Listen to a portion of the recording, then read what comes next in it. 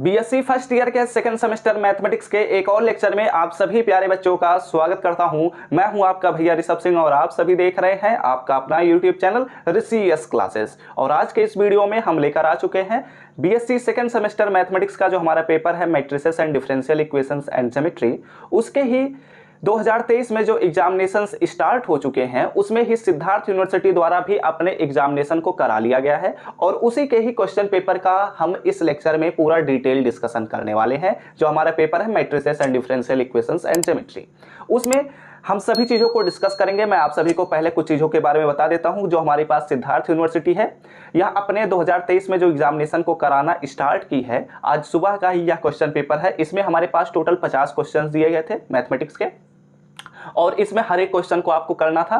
ठीक है, इसमें ऐसा नहीं है कि 50 क्वेश्चन दिए गए हों तो 40 क्वेश्चन ही करने हैं, नहीं ऐसा नहीं था। इसमें 50 क्वेश्चन दिए गए हैं तो 50 क्वेश्चन हमें अटेम्प्ट करना है और हर एक क्वेश्चन हमारे पास ऑब्जेक्टिव फॉर्मेट में ही दिया गया था। तो चलिए एक एक करके हम सभी क्वेश्चंस को डिस्कस करते हैं और इस वीडियो का जो पीडीएफ है वो आप सभी को हम टेलीग्राम चैनल पर प्रोवाइड कर देंगे, यानी कि इस क्वेश्चन पेपर का जो पीडीएफ है वो आप सभी को हम टेलीग्राम चैनल पर प्रोवाइड कर देंगे। ठीक है, चलो यहाँ पर हम 2 क्वेश्चन लेकर आ चुके हैं इस क्वेश्चन पेपर का और इसे हम पूरा डिटेल से डिस्कस करते हैं कि कैसे इनका हम सोल्यूशन निकालेंगे, क्या करने वाले हैं, सभी प्रोसेस को हम समझने वाले हैं। ठीक है, तो एक एक करके समझने की शुरुआत करते हैं। और अगर आपके एग्जाम ऑब्जेक्टिव पैटर्न पर ही है तभी आप इस लेक्चर को वैसे भी देख ही रहे होंगे, तो चलिए समझने का प्रयास करिएगा। ठीक है, और ऐसे ही बहुत सारे लेक्चर्स मैं आप सभी को ऑलरेडी प्रोवाइड कर चुका हूं, तो आप सभी को उन लेक्चर्स का लिंक भी आप सभी को डिस्क्रिप्शन में मिल जाएगा। यहां पर हम समझते हैं कि हमारे पास जो क्वेश्चंस दिए गए हैं वो किस प्रकार से बोले जा रहे हैं। पहला क्वेश्चन हमारे पास बोला जा रहा है कि if A is equal to matrix 1 1 0 1 हमारे पास दिया गया है एंड B हमारे पास एक मैट्रिक्स है A B 0 A are 2 matrices, ये 2 हमारे पास मैट्रिसेस हैं। देन बोला जा रहा है कि इन चारों ऑप्शन में से कौन सा ऑप्शन करेक्ट होगा, इसके बारे में हमें बताना है। ठीक है, तो हर एक ऑप्शन में अगर देखा जाए तो A B is equal to I है, A B is equal to B A हमें प्रूव करना है, A B is not equal to B A है, या फिर इन तीनों ऑप्शन में से कोई करेक्ट ना हो तो चौथे ऑप्शन पर हमें टिक करना है। ठीक है, तो चलो हम शुरुआत करते हैं। यानी कि यह कहने का मतलब है कि हमें ए और बी का मल्टीप्लिकेशन करना है। वैसे भी आप लोगों को इतनी चीजों के बारे में नॉलेज होगा ही, क्योंकि ये सभी चीजें तो हम ऑलरेडी लेक्चर्स के फॉर्मेट में भी डिस्कस किए हैं। ठीक है, तो हम ये क्वेश्चन पेपर सॉल्व करा रहे हैं तो थोड़ा तेजी से लेकर चलेंगे। तो चलो समझने की शुरुआत करते हैं। यानी कि a इंटू बी हम करेंगे। ठीक है, तो a into b is equal to हमारे पास क्या होगा, हमारे पास होगा 1 1 0 1 एंड ये हमारे पास बी मैट्रिक्स आएगा a b 0 a। अब इसका हम क्या करेंगे, सिंपल सा मल्टीप्लिकेशन करेंगे। तो यहाँ पर हमारे पास क्या मिलेगा, 1 का a से मल्टीप्लिकेशन a हो जाएगा, 1 का 0 से मल्टीप्लिकेशन 0 हो जाएगा, 1 का b से मल्टीप्लिकेशन तो b हो जाएगा, 1 का a के साथ मल्टीप्लिकेशन a हो जाएगा 0 एंड हमारे पास 0 हो जाएगा एंड यहाँ पर हमारे पास b हो जाएगा एंड सॉरी यहाँ पर हमारे पास हो जाएगा 0 एंड यहाँ पर हमारे पास हो जाएगा a। ठीक है, तो ओवरऑल वैल्यू हमारे पास क्या मिली, यहाँ से हमारे पास ओवरऑल वैल्यू मिल रही है a into b plus a and यहाँ पर हमारे पास 0 इंटू ए सॉरी 0 और a हमारे पास मिल रहा है। ठीक है, तो यानी कि यहां से ये बात पता चल रही है कि ये तो हमारे पास आइडेंटिटी मैट्रिक्स नहीं है, यानी कि ए ऑप्शन जो है वो हमारे पास गलत हो रहा है। अब हम चेक कर लेते हैं कि हमारे पास ए बी क्या बी ए के बराबर है या नहीं है। तो यहां पर हम चेक कर लेते हैं। तो बी इंटू ए अब हम निकालेंगे, तो बी इंटू ए यानी कि ए बी 0 a एंड यहाँ पर हमारे पास क्या है, a का वैल्यू हमारे पास है 1 1 0 1। ठीक है, अब इसका मल्टीप्लिकेशन करते हैं तो यहाँ पर हमारे पास हो जाएगा a एंड यहाँ से इसका हमारे पास हो जाएगा 0 एंड यहाँ से इसका हमारे पास हो जाएगा a एंड यहाँ से इसका हो जाएगा b। ये हमारे पास 0 हो जाएगा, ये हमारे पास 0 हो जाएगा, ये हमारे पास 0 हो जाएगा और ये हमारे पास a बचेगा। ठीक है, तो ओवरऑल वैल्यू हमें अगर देखने को मिल रही है तो a प्लस बी और b प्लस ए हमारे पास तो कम्यूटेटिव लॉ को सेटिस्फाई कर रहे हैं। यानी कि एक प्रकार से हम कह सकते हैं, क्या कह सकते हैं कि हमारे पास दिस इंप्लाइज दैट, इन दोनों को देखने के बाद यह बात पता चल रही है कि A B is equal to B A है। यानी कि हमारे पास जो मैट्रिक्स का मल्टीप्लिकेशन है वह कम्यूटेटिव मल्टीप्लिकेशन है। इस प्रकार हम कह सकते हैं कि जो हमारा बी ऑप्शन है वही करेक्ट होगा। ठीक है, और इस बात का भी ख्याल रखिएगा, मैं आप सभी को मैट्रिसेस और डिफरेंशियल इक्वेशंस को पूरे तरीके से पढ़ा चुका हूं, तो उन सभी लेक्चर्स का लिंक आप सभी को डिस्क्रिप्शन में मिल जाएगा। अगर आपके एग्जाम अभी तक नहीं हुए हैं तो उन सभी लेक्चर्स को देखिए, अपने तैयारी को बेहतर बनाइए, नोट्स वहां से बनाइए। ये सभी बच्चे जब एग्जाम देकर आए हैं तो मुझे बता रहे थे कि सर आप जो पढ़ाते हैं वही एग्जाम में क्वेश्चंस भी आते हैं, तो इसीलिए आप उन क्वेश्चंस से तैयारी करिए और अपनी तैयारी को भी बेहतर बनाइए। आइए बात करते हैं अपने दूसरे क्वेश्चन पर। दूसरा क्वेश्चन हमारे पास क्या बोला जा रहा है कि if a is equal to 1 3 2 5 then a inverse is equal to what. हमें बताना है कि हमारे पास ए मैट्रिक्स दे दिया गया है और ए इनवर्स हमें बताना है, यानी कि उस मैट्रिक्स का इनवर्स हमें कैलकुलेट करना है। 4 ऑप्शन आप सभी के सामने है। चलिए हम शुरुआत करते हैं। कैसे हम चेकआउट करेंगे इसके बारे में पहले जानते हैं। किसी भी मैट्रिक्स का इनवर्स निकालने के काफ़ी सारे तरीके होते हैं, लेकिन जब आप एग्जाम में बैठेंगे और खासकर जब आपका एग्जाम ऑब्जेक्टिव पैटर्न पर है, तो आप कोशिश करिए कि सबसे सिंपलेस्ट मेथड को अप्लाई करिए जो आपका समय बचा सके।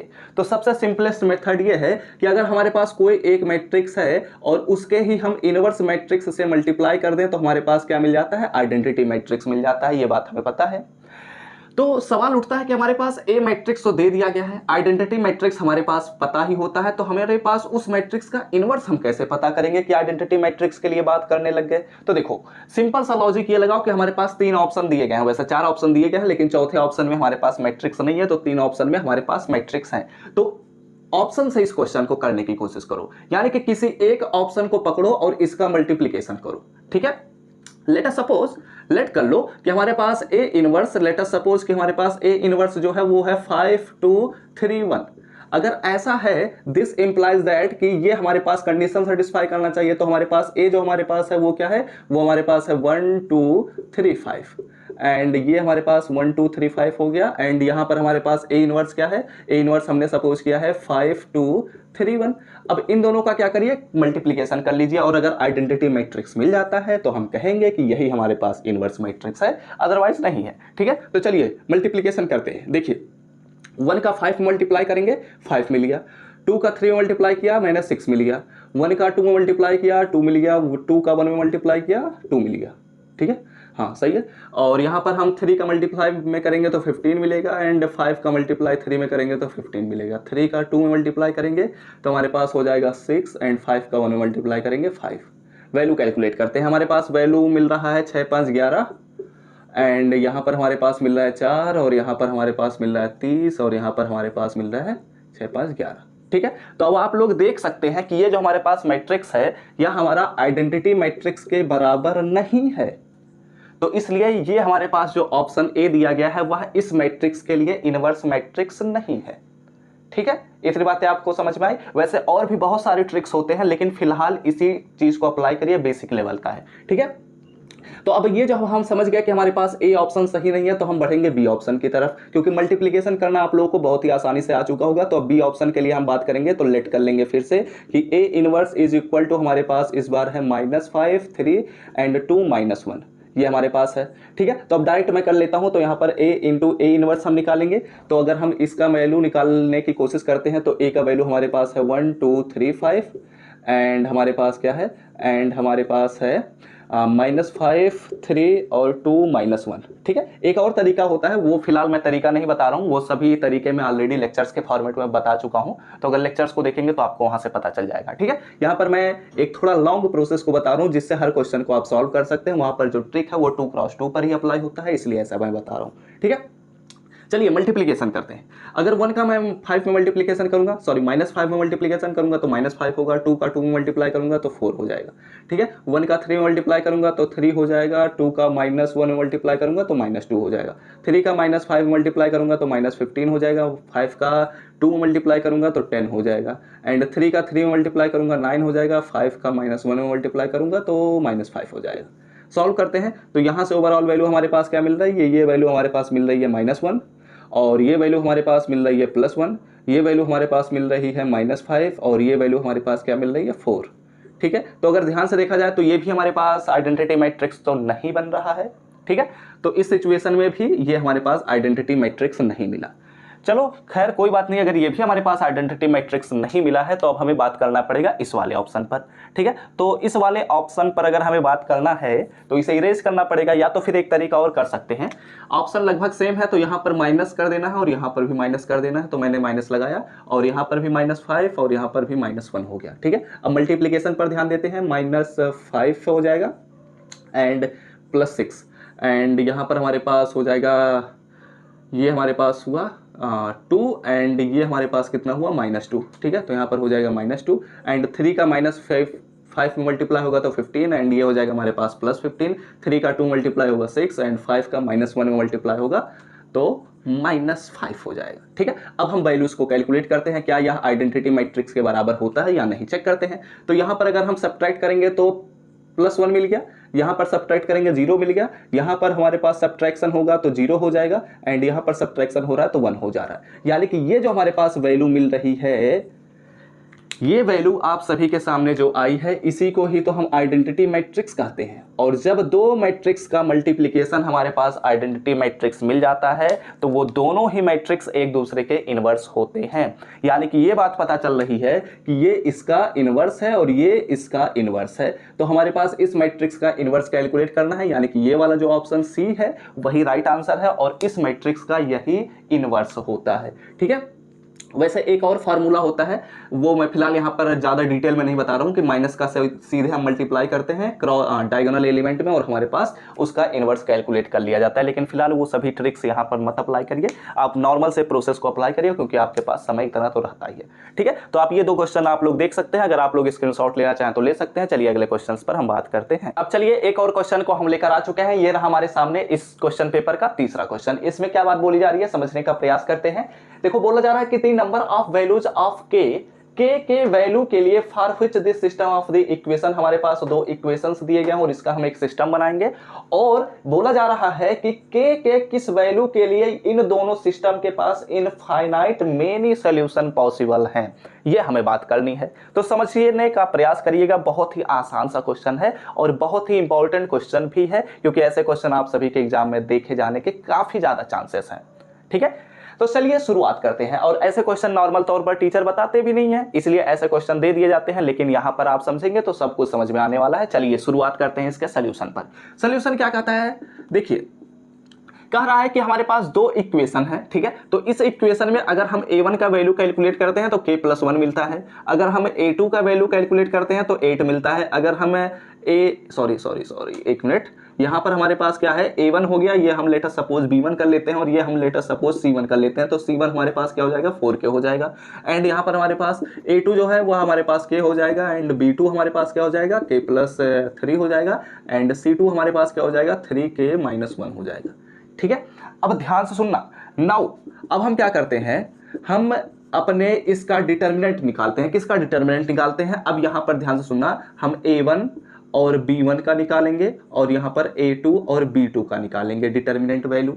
अब कैसे निकालेंगे समझने का प्रयास करते हैं। देखो सिंपल सा लॉजिक लगाना, कुछ कठिन नहीं करना।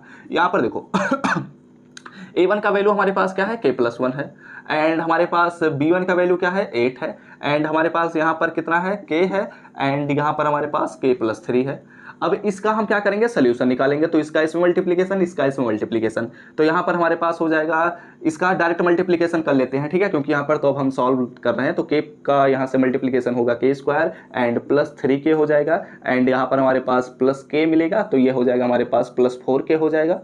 ठीक है, एंड यहाँ पर हमारे पास +3 हो रहा है। ठीक है, और इसका मल्टीप्लिकेशन होगा तो हमारे पास -8k हो जाएगा। सॉल्व कर लेते हैं, तो यहाँ पर k² -4k एंड +3 हो गया।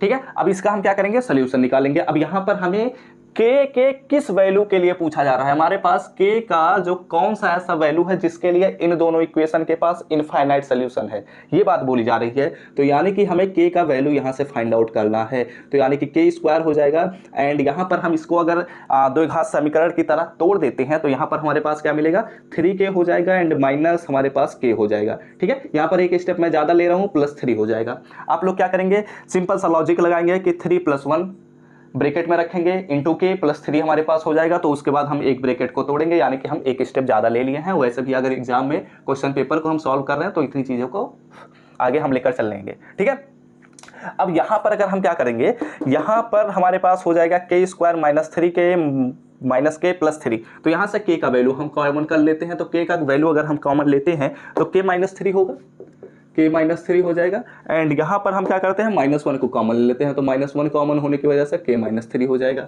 अब हम क्या करते हैं, यहाँ से हमारे पास k-1 हो गया, एंड यहाँ पर हमारे पास k-3 हो गया, यानी कि ओवरऑल हमारे पास k = 1 मिल रहा है और k = 3 हमारे पास मिल रहा है। अब देखिए समझने का प्रयास करिए, हमारे पास k = 1 और k = 3 दो वैल्यूज मिले।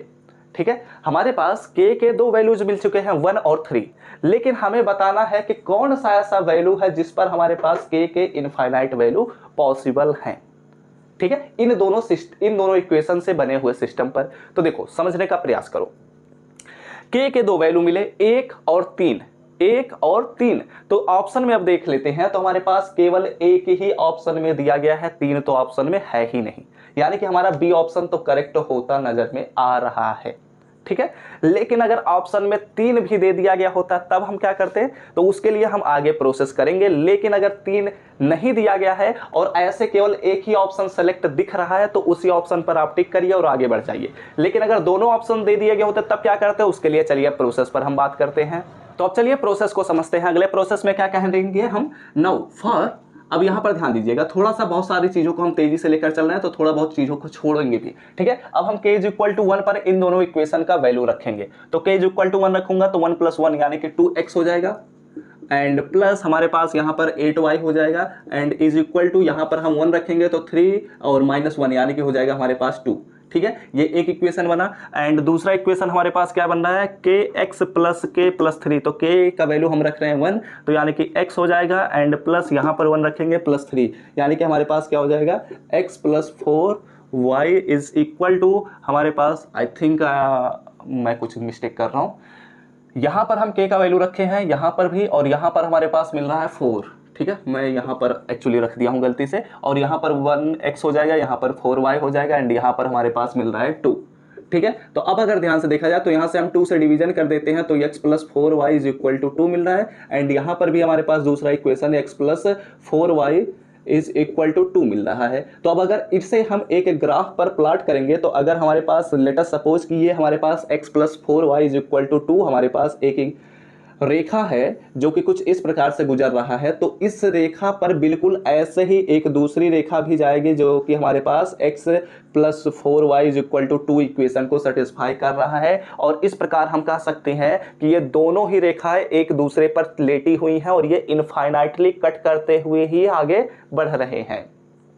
कह सकते हैं? नहीं कह सकते। क्यों नहीं कह सकते? देखो, ये हमारे पास दोनों ही रेखाएं एक दूसरे से चिपकी हुई हैं। ठीक है, तो यानी कि हर एक बिंदु इस रेखा का हर एक बिंदु इस रेखा पर सटा हुआ है, यानी कि कटा हुआ है, यानी कि इनफाइनाइट वैल्यू पॉसिबल है। लेकिन अगर आप इस केस में बात करेंगे k = 3 पर, तो उस सिचुएशन में आपको देखने को मिलेगा कि एक लाइन ऐसे गया है तो दूसरा लाइन ऐसे गया होगा, या फिर ऐसे गया होगा। दोनों पॉसिबिलिटीज हैं, मतलब काफी सारे पॉसिबिलिटीज हैं, लेकिन इनफाइनाइट वैल्यूज नहीं कट कर रहे होंगे। आप वैल्यूज को रखकर देख भी सकते हैं।